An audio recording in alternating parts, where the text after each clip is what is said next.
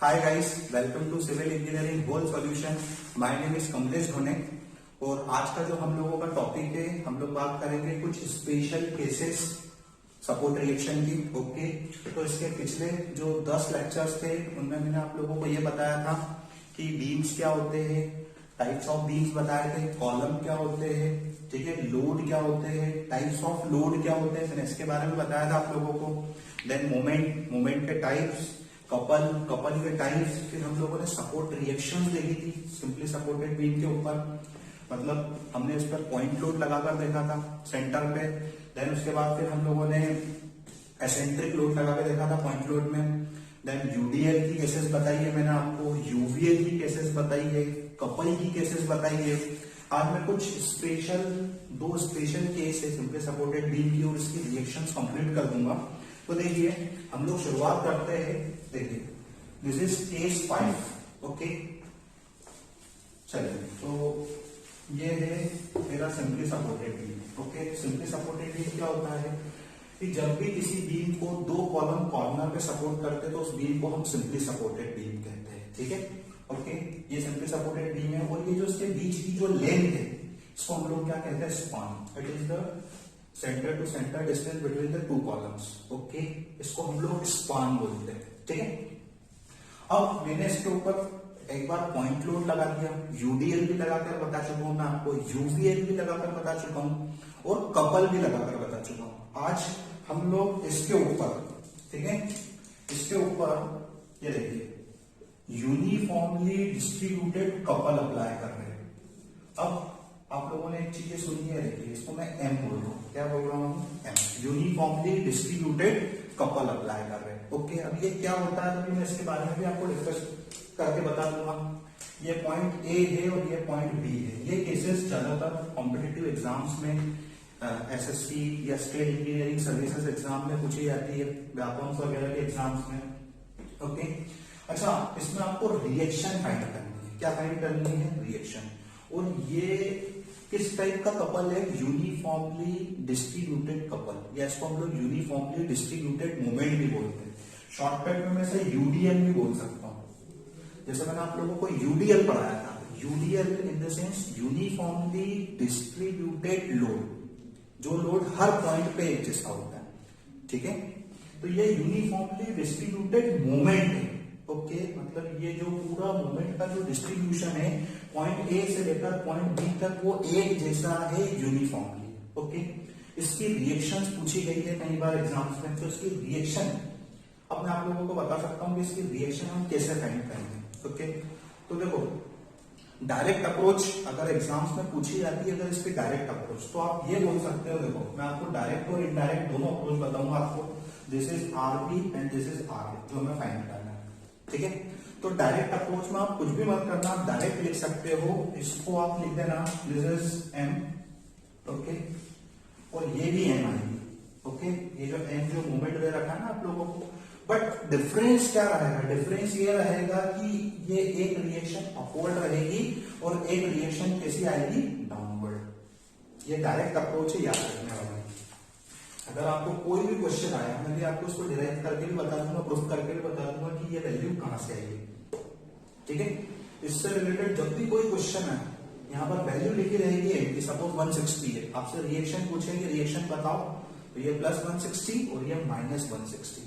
और माइनस 160 किस चीज को इंडिकेट कर रहा है कि जो रिएक्शन है वो नेगेटिव है। न्यूटन का थर्ड लॉ अप्लाई हो रहा है, action force is equal to reaction force. Okay, चलिए मैं इसकी एक कन्वेंशनल अप्रोच भी बता देता हूं आपको कि ये दोनों वैल्यू आखिर में कहां से आई है। ओके, मैंने कैसे एक को अपवर्ड लिख दिया और दूसरे को डाउनवर्ड लिख दिया, तो मैं आपको इसकी अप्रोच बताता हूं।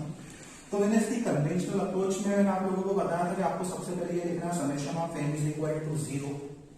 इसका मतलब क्या होता है? Algebraic sum of all moment is equal to 0।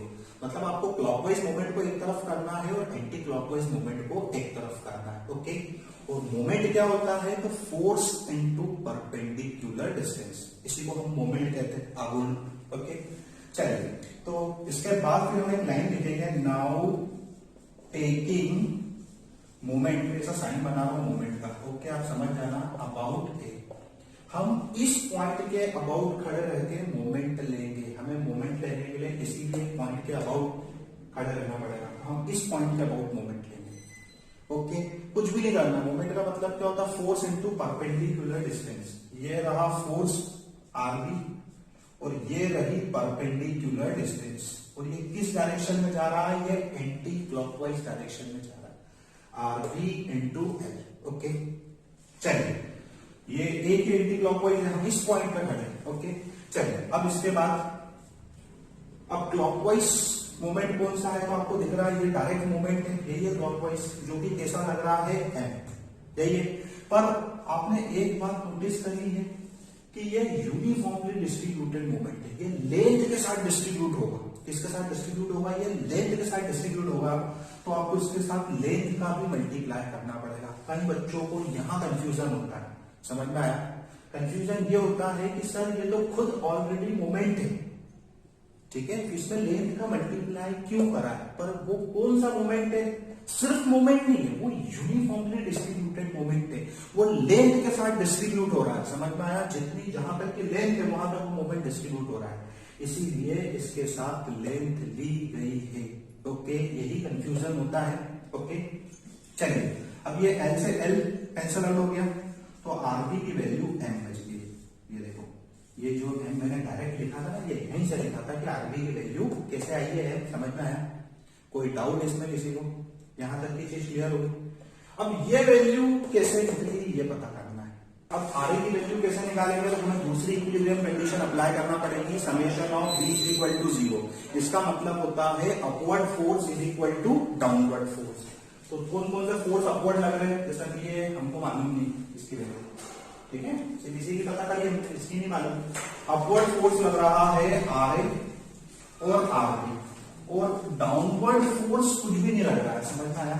ये मोमेंट है, ये फोर्स नहीं है, ये मोमेंट है। समझ में आया? कोई फोर्स नहीं लग रहा है तो हमने उसे क्या कंसीडर कर लिया? 0। ओके, अब आप आरबी की वैल्यू पुटअप कर दीजिए। आरबी की वैल्यू कितनी है अपने पास? आरबी की वैल्यू एम है। ओके, तो ये वैल्यू को आप यहां पुट कर लीजिए। अब जैसे ही आप इस वैल्यू को उस तरफ लेकर जाएंगे तो ये माइनस में हो जाएगी। तो ये देखिए आर ए की वैल्यू माइनस, और माइनस का मतलब ये है कि ये जो इसकी डायरेक्शन है ये डाउनवर्ड होगी। अब समझ में आया? आर ए को मैंने डाउनवर्ड क्यों लिखा था, ये देखिए।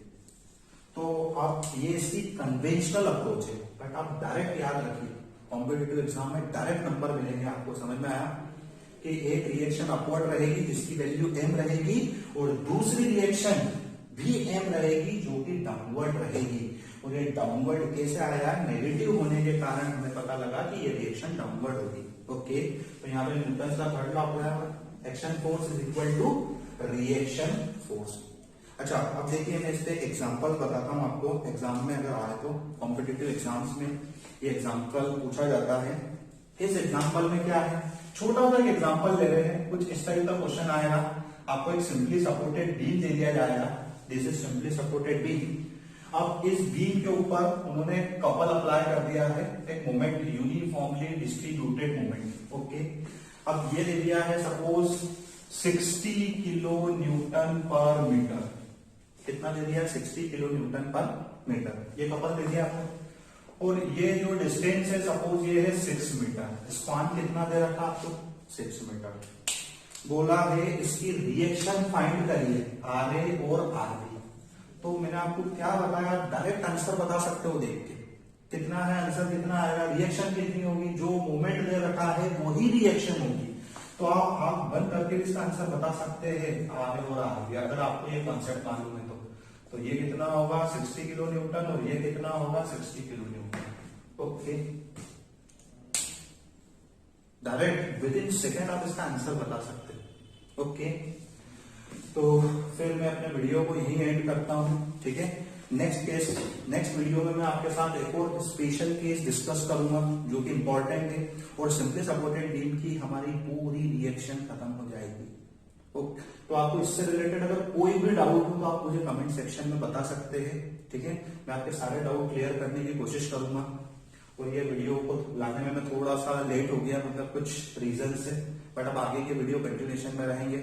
Okay, thank you all of you.